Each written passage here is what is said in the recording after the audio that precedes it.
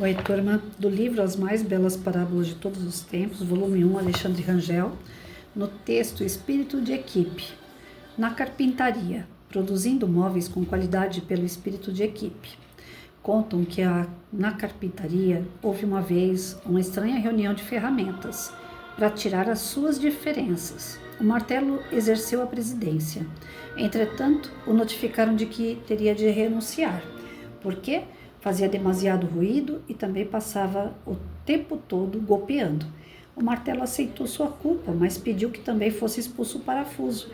Disse que ele necessitava dar muitas voltas para que servisse para alguma coisa.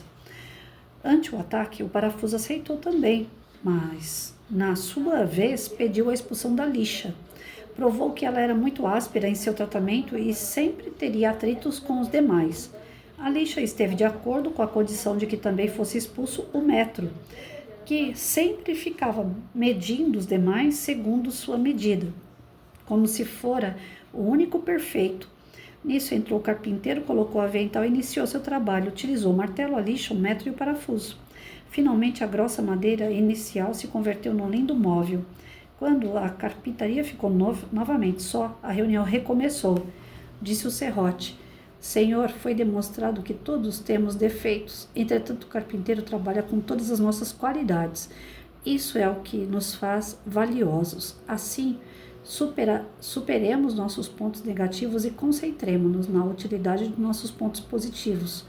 Todos concluíram, então, que o martelo era forte, o parafuso unia e dava força, a lixa era especial para afinar uma equipe capaz de produzir móveis de qualidade. Sentiram-se felizes com suas qualidades e por trabalharem juntos. Ou seja, defeito todo mundo tem. Porque a parábola quer passar isso, né? Todos nós temos defeito, todos nós erramos, todos nós temos as nossas imperfeições. E isso faz com que a gente aprenda uns com os outros. Que bom, né? Que todos somos diferentes, pelo menos, mesmo que sejam os erros, a gente avalia o erro do outro e vê se aquilo não é bom para nós, a gente não pega.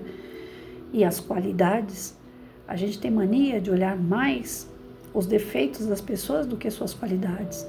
E se a gente aprender a olhar as qualidades das pessoas, os defeitos se tornam pequenos, porque as pessoas são geralmente melhores do que a gente imagina. Teve um período que eu ia para o hospital direto, fazer exames. E quem é que gosta de hospital mesmo? Ninguém, né?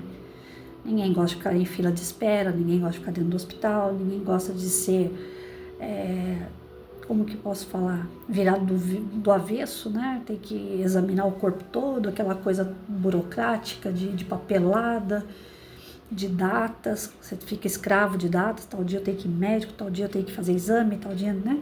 Então, teve uma época que minha vida era só isso. E como eu andava muito para dentro de hospitais, clínicas, né? Dentro de hospitais e clínicas tem sempre uma cantina.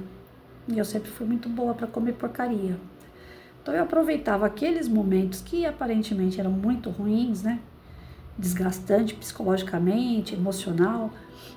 E eu sempre passava pelas cantinas e ia experimentando um lanchinho, um salgado, alguma coisa das cantinas.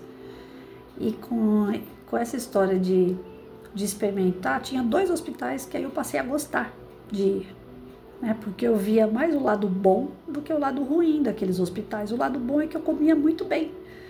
Seja o almoço que um deles tinha, ou seja, os salgados que o outro tinha. 2 hospitais eu adorava. E toda vez que chegava a época de fazer exame, eu ter que passar em médico, eu gostava de estar lá.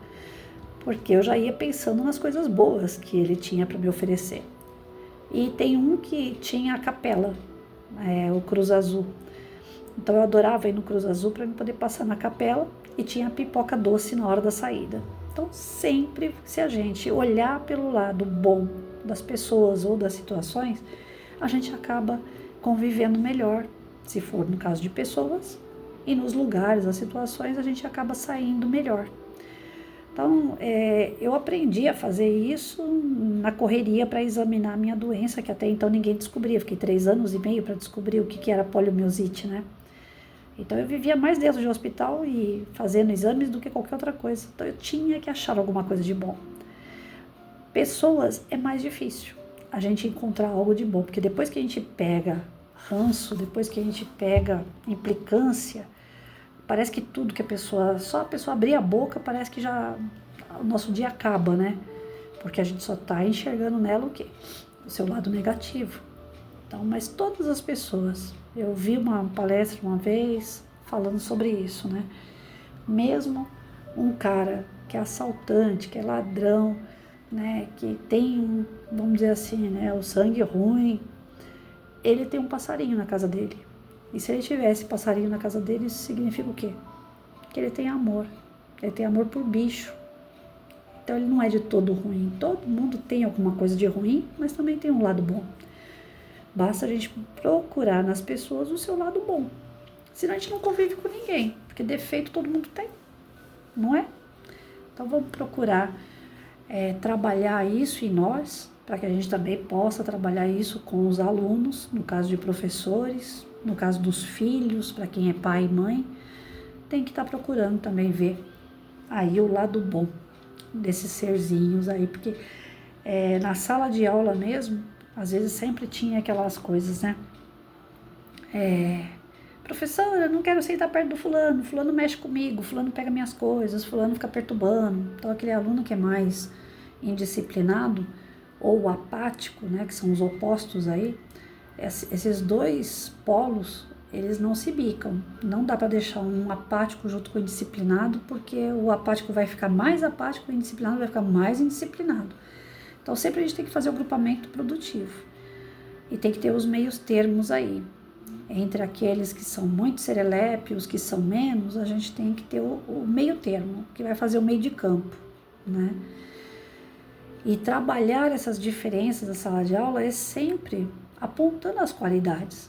Não é ficar exaltando tanto o aluno, não, porque quando tinha que dar uns esculachos, eu também dava, né? Quando tinha que chamar atenção, eu também chamava. Não ficava nessa, ai, que bonitinho, que nem chegar lá com AI, falar que é abacaxi, eu não ficava dando parabéns pelo AI, não. Eu falava que ele estava caminhando, parabéns, porque ele já estava quase lá, mas não tinha chegado, né? Agora falar parabéns, você conseguiu, é isso mesmo, AI é abacaxi. Não, isso eu não fazia. Então a gente tem que apontar o que ele está fazendo de bom, mas mostrar que ele é capaz de fazer mais. Porque eu mesmo falei para uma amiga sexta-feira, alguma coisa a gente estava falando de elogio, eu falei para ela assim, eu não gosto de ser elogiada, não gosto, porque a sensação que dá é que eu não preciso melhorar mais. Que linda que tá esse texto que você fez. Tá, então eu não preciso fazer um texto melhor que esse, porque o meu já tá perfeito, né? Então os elogios a gente tem que tomar muito cuidado. Quando a gente quer ver as qualidades, não significa sobrecarregar a pessoa com elogios, porque os elogios, eles enrijecem a pessoa, né? Deixa a pessoa, já que eu fiz perfeito, já que tá ótimo, então eu não preciso melhorar. E não é assim. Então elogia, mas elogia com cautela. Veja o lado positivo, mas não exagera, né? Porque a molecada que acha, nós adultos nós somos assim. Se falar pra gente que a gente tá bonito, a gente acredita, a gente esquece, porque a gente tem espelho em casa. Então a gente tem que tomar muito cuidado. Ver o lado positivo, sim, mas sem exagero. E o lado negativo, a gente só olha para corrigir. Se não for para corrigir, esquece. Se você não está afim de chamar a atenção do teu aluno porque ele fuma, você descobriu que o teu aluno de 10 anos de idade fuma. Se você acha que isso é errado, então corrija. Isso aí é um defeito e tanto que ele tem. Corrija, trabalhe em cima disso. Traz polícia para a sala de aula, traz pessoa que trabalha no social, psicólogo, psiquiatra, pessoas que trabalham com clínica de recuperação, leve no lugar onde tem pessoas drogadas, que fim que ele vai levar se ele continuar usando, né? Dá um pânico no garoto, mas sempre colocando que ele é bom, só que ele está escolhendo o caminho errado. Quantas vezes eu não falava para o meu filho, eu falava, olha, o que você fez está errado, você tem que corrigir. Você só fez o que é errado. Eu não gosto do que você fez, porém eu gosto de você. A criança tem que saber que ela tem as qualidades dela. Então a gente vai colocar sempre as suas qualidades, porém o que fez de errado tem que ser corrigido. Não pode passar mão na cabeça também, né? Ficar o tempo todo, parabéns, parabéns. né? Eu já escutei muito isso durante o tempo que eu trabalhava. A criança tem o tempo dela. Não, ela não tem o tempo dela, gente. Se deixar pelo tempo das crianças, elas não vão aprender a ler e escrever nunca. Porque elas preferem ficar jogando videogame do que aprender a ler e escrever. E elas não estão totalmente erradas, porque ler e escrever é chato. Depois que a gente aprende a ler e escrever, a gente gosta, mas até aprender é chato. Agora, jogar videogame não é gostoso. Então, a gente não pode deixar a critério da criança a hora que ela quiser. Nós vamos ter que chamar ela aqui para trabalhar. E aí?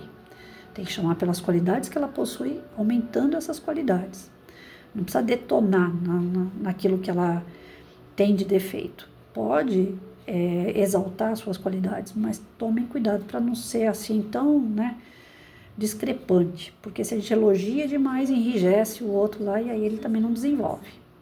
Não pode ser nem tanto o céu, nem tanta terra, nem muito elogio e nem avacalhar com a criatura. Então, procurar sempre achar os defeitos para correção e dar parabéns para aquilo que ela já está conseguindo fazer.